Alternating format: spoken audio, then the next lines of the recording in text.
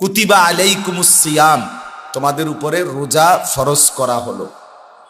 রোজা আমরা বলেছি মৌলিকভাবে তিনটি জিনিসের সমন্বয়, এটা হলো রোজা। প্রথম শিরোনামটা হলো এটা। নিয়তের সাথে খাদ্য, পানীয়, স্ত্রী মিলন, এই তিন জিনিস থেকে সুবহে সাদিক থেকে সন্ধ্যা পর্যন্ত, সূর্য অস্ত পর্যন্ত বিরত থাকা, এর নাম হলো রোজা। এটা হলো রোজার মৌলিক রূপ। বাকি আরো গুণাগুণ, বৈশিষ্ট্য আরো অনেক আছে। মূল এটুকু না হলে নাই হবে, এটুকু হতেই হবে, এই তিন জিনিস থাকতেই হবে। নিয়ত বাধ্যতামূলক, খাদ্য, পানীয়, স্ত্রী মিলন, এই তিন জিনিস থেকে বিরত থাকা বাধ্যতামূলক।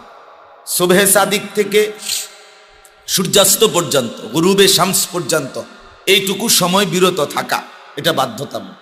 এতটুকু হলে কমপক্ষে রোজার মৌলিক ফরজ, মূল ফরজ আদায়।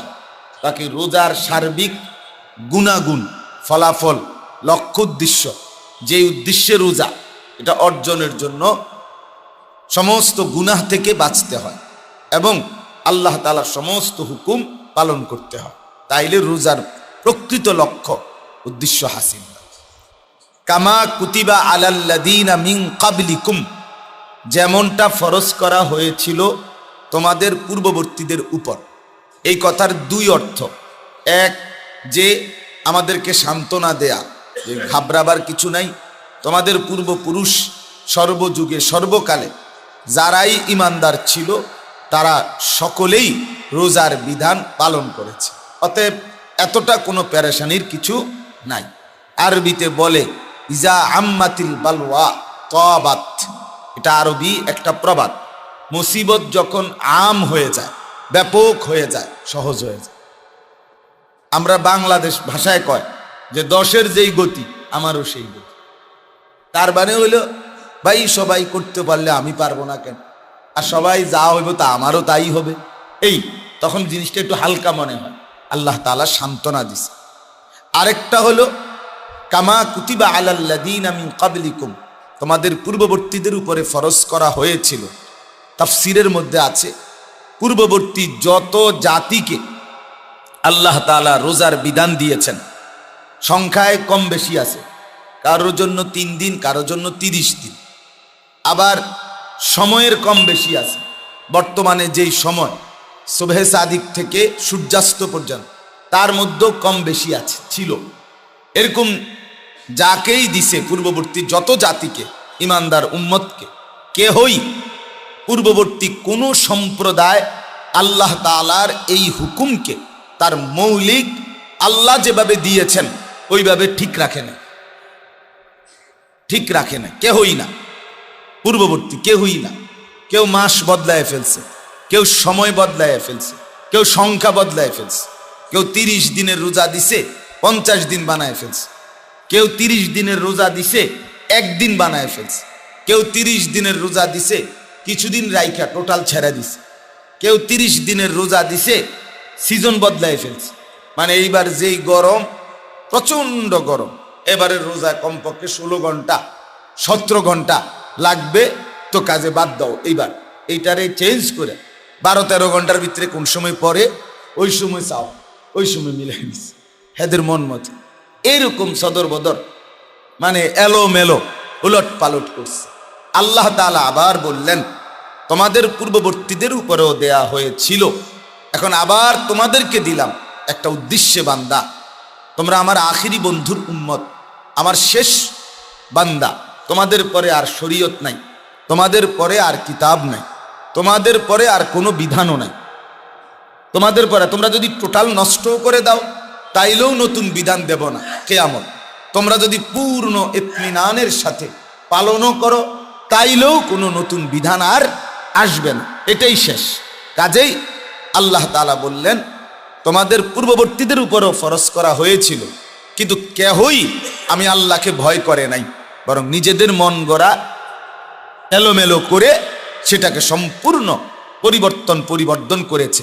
তা আমি চাচ্ছি লাআল্লাকুম তাত্তাকুন, তোমরা যেন আমি আল্লাহকে ভয় করতে পারো, তাকওয়া অর্জন করতে পারো, অর্থাৎ আমার ভয় নিয়ে আখিরাতের ফিকিরে আমার হুকুম ঠিক যেভাবে বলছি, যত কিছুর বিনিময় হোক, যত কষ্ট হোক, এভাবেই যেন তোমরা পালন করো।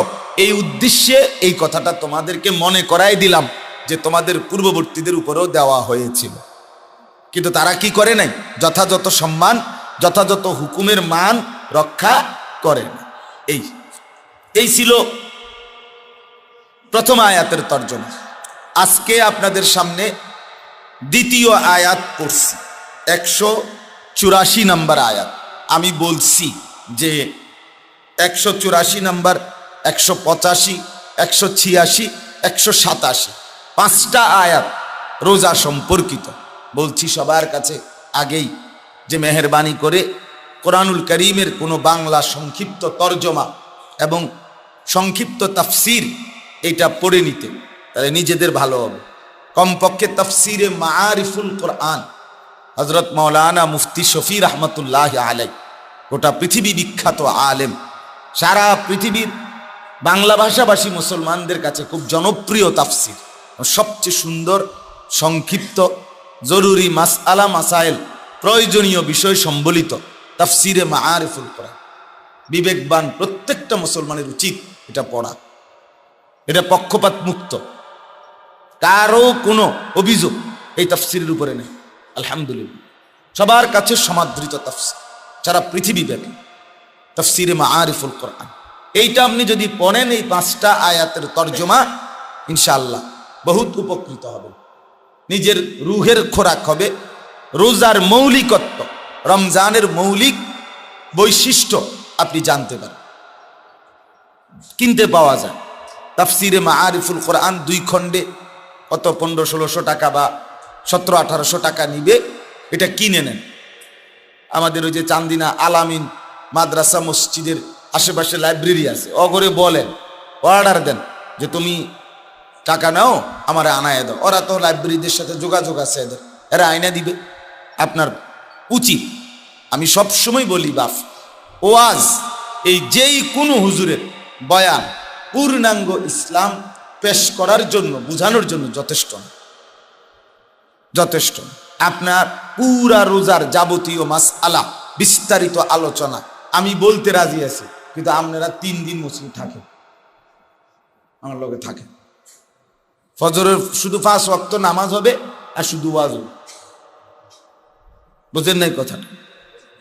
পুরা তো শুনবেন, এনে লজিং সিস্টেম, বাড়ির থেকে ভাত এনে দিব, বাড়িতে করে ভাত খাবেন দোতলায় গিয়ে। মানে বিষয়টা হলো, একজন বক্তা বলেন, ওয়াইজ বলেন, ইমাম বলেন, খতিব বলেন, পূর্ণ কথাটা বলে শেষ করা কঠিন, খুব কঠিন। যেন নিজেরও একটু কি থাকতে হয়, আগ্রহ থাকতে হয়, নিজেরও একটু ফিকির থাকতে হয়। সব কিছু হুজুরদের কান্দে তুলে দিয়ে আপনি একদম নিজেকে অমুখাপেক্ষী ভাবলেন, এটা উচিত। আপনি একটু একটু পড়েন, যেখান দিয়ে বুঝেন না, যেটা আপনার কাছে একটু বুঝের ঘাটতি মনে হয়, বুঝতেছেন না, তো উলামায়ে কেরামকে জিজ্ঞেস করেন। ফাসআলু আহলা যিকরি ইন কুনতুম লা তা'লামুন, এটা আল্লাহ তাআলার হুকুম।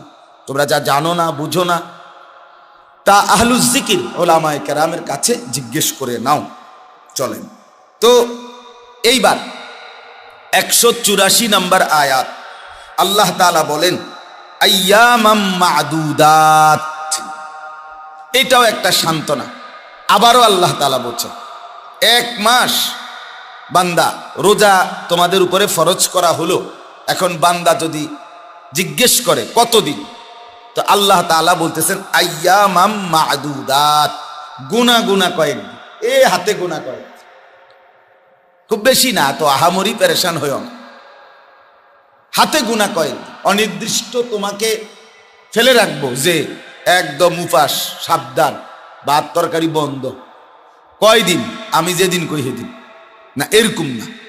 আল্লাহ তাআলা বলেন আইয়ামাম মা'দুদাত, আমার বান্দা এই যে রোজার হুকুম দেয়া হলো, এটা এই গুনা, আদাদ মানে হলো সংখ্যা, পরিমাণ। এই যে ওয়াহিদ, ইসনান, তালাতা, আরবা, খামসা, সিত, সাবা, সামানিয়া, তিসা, আশার, এইগুলো হলো সংখ্যা, আদাদ, একটা একটা মান আর কি।